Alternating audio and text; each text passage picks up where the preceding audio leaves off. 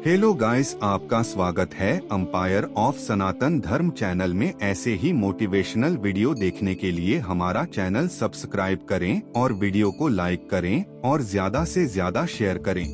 वैसे तो कृष्ण का संपूर्ण जीवन ही एक प्रबंधन की किताब है, जिसे सैकड़ों हजारों बार कहा सुना जा चुका है। कुरुक्षेत्र में दो सेनाओं के बीच खड़े होकर भारी तनाव के समय कृष्ण ने अर्जुन को जो ज्ञान दिया वो दुनिया का श्रेष्ठतम ज्ञान है। गीता का जन्म युद्ध के मैदान में दो सेनाओं के बीच हुआ। जीवन की श्रेष्ठतम बातें भारी तनाव और दबाव में ही होती हैं।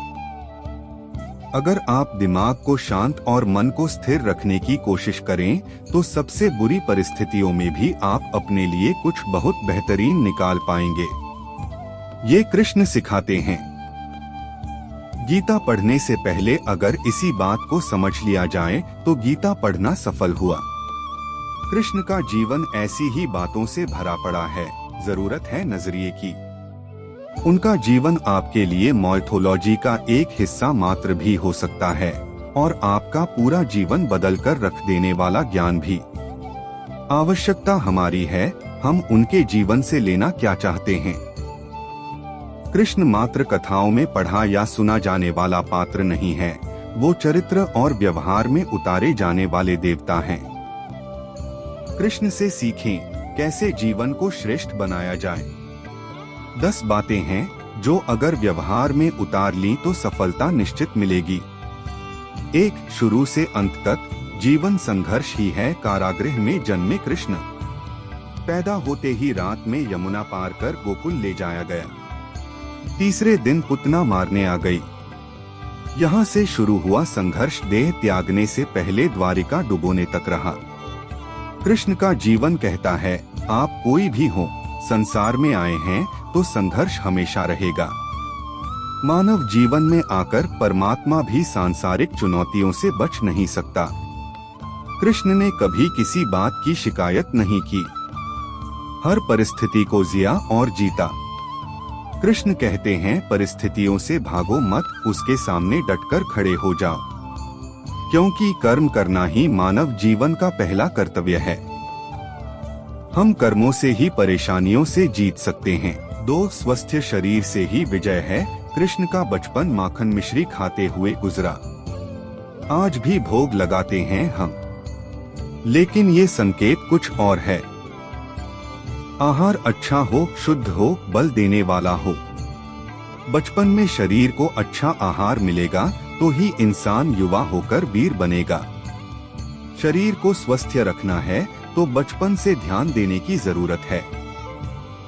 ये पेरेंटिंग के दौर से गुजर रहे युवाओं के लिए बड़ा मैसेज है।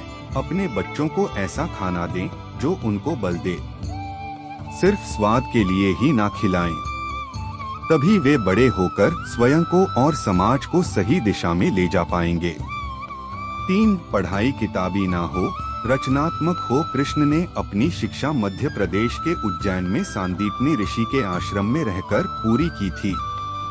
कहा जाता है 64 दिन में उन्होंने 64 कलाओं का ज्ञान हासिल कर लिया था। वैदिक ज्ञान के अलावा उन्होंने कलाएं सीखी। शिक्षा ऐसी ही होनी चाहिए जो हमारे व्यक्तित्व का रचनात्मक विकास करे। संगीत, नृत्य, युद्ध सहित 64 कलाओं कृष्ण के व्यक्तित्व का हिस्सा हैं।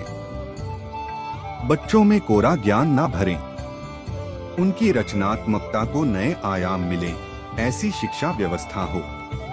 4. रिश्तों से ही जीवन है, बिना रिश्तों के कुछ नहीं। कृष्ण ने जीवन भर कभी उन लोगों का साथ नहीं छोड़ा जिनको मन से अपना माना। अर्जुन से वे युवावस्था में मिले, ऐसा महाभारत कहती है, लेकिन अर्जुन से उनका रिश्ता हमेशा मन का रहा। सुदामा हो या उद्धव, कृष्ण ने जिसे अपना मान लिया उसका साथ जीवन भर दिया। रिश्तों के लिए कृष्ण ने कई लड़ाइयां लड़ी और रिश्तों से ही कई लड़ाइयां जीती। उनका सीधा संदेश है, सांसारिक इंसान की सबसे बड़ी धरोहर रिश्ते ही हैं। अगर किसी के पास रिश्तों का थाती नहीं है तो वो इंसान संसार के लिए गैर जरूरी है। इसलिए अपने रिश्तों को दिल से जिएं, दिमाग से नहीं। 5 नारी का सम्मान समाज के लिए जरूरी राक्षस नरकासुर का आतंक था। करीब 16,100 महिलाओं को उसने अपने महल में कैद किया था। महिलाओं से बलात्कार में उसे सुख मिलता था। कृष्ण ने उसे मारा, सभी महिलाओं को मुक्त कराया, लेकिन सामाजिक कुरीतियां तब भी थीं। उन महिलाओं को अपनाने वाला कोई नहीं था। खुद उनके घर वालों ने उन्हें दूषित मानकर त्याग दिया।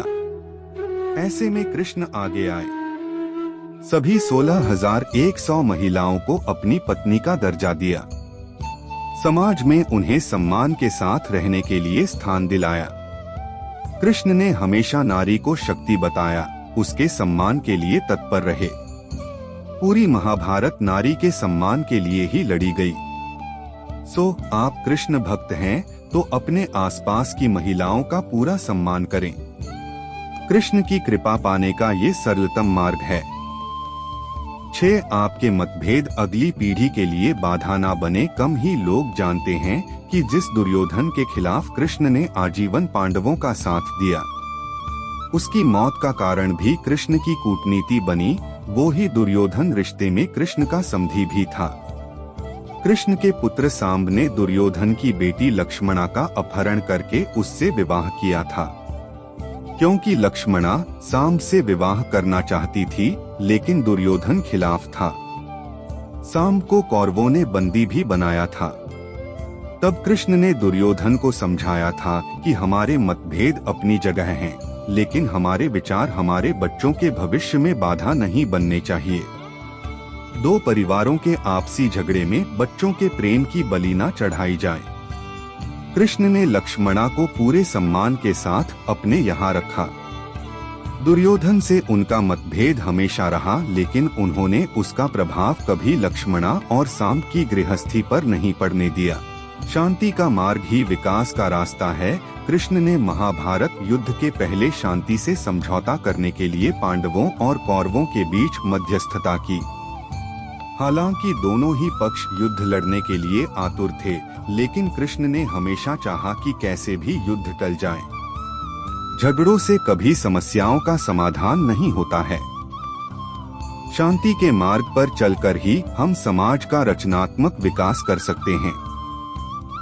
कृष्ण ने समाज की शांति से मन की शांति तक दुनिया को ये समझाया कि कोई भी परेशानी तब तक मिट नहीं सकती जब तक वहाँ शांति ना हो, फिर चाहे वो समाज हो या हमारा खुद का मन।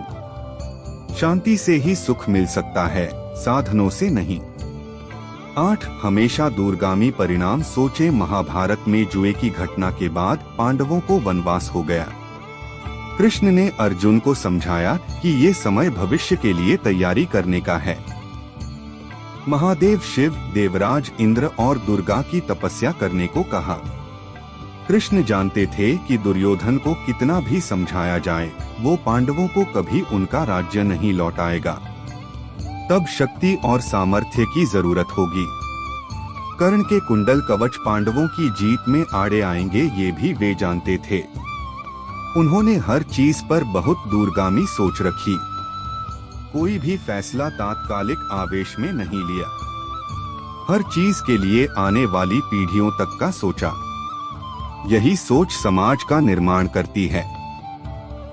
9 हर परिस्थिति में मन शांत और दिमाग स्थिर रहे। पांडवों के राजसूय यज्ञ में शिशुपाल कृष्ण को अपशब्द कहता रहा। छोटा भाई था, लेकिन मर्यादाएं तोड़ दी। पूरी सभा चकित थी, कुछ क्रोधित भी थे, लेकिन कृष्ण शांत थे, मुस्कुरा रहे थे। शांति दूत बनकर गए तो दुर्योधन ने अपमान किया। कृष्ण शांत रहे। अगर हमारा दिमाग स्थिर है, मन शांत है, तभी हम कोई सही निर्णय ले पाएंगे। आवेश में हमेशा हादसे होते हैं, ये कृष्ण सिखाते हैं। विपरीत परिस्थितियों में भी कभी विचलित नहीं होने का गुण कृष्ण से बेहतर कोई नहीं जानता। 10 लीडर बने, श्रेय लेने की होड़ से बचें।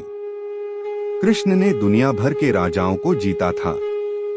जहां ऐसे राजाओं का राज था जो भ्रष्ट थे, जैसे जरासंध, लेकिन कभी किसी राजा का सिंहासन नहीं छीना। कृष्ण के पूरे जीवन में कभी ऐसा नहीं हुआ कि उन्होंने किसी राजा को मारकर उसका शासन खुद लिया हो। जरासंध को मारकर उसके बेटे को राजा बनाया, जो चरित्र का अच्छा था। सभी जगह ऐसे लोगों को बैठाया जो धर्म को जानते थे। कभी किंग नहीं बने, हमेशा किंगमेकर की भूमिका में रहे। महाभारत युद्ध में भी खुद हथियार नहीं उठाया, पूरा युद्ध कूटनीति से लड़ा। पांडवों को सलाह देते रहे, लेकिन जीतने का श्रेय भीम और अर्जुन को दिया। एम्पायर ऑफ सनातन धर्म चैनल में ऐसे ही मोटिवेशनल वीडियो देखने के लिए हमारा चैनल सब्सक्राइब करें और वीडियो को लाइक करें और ज्यादा से ज्यादा शेयर करें।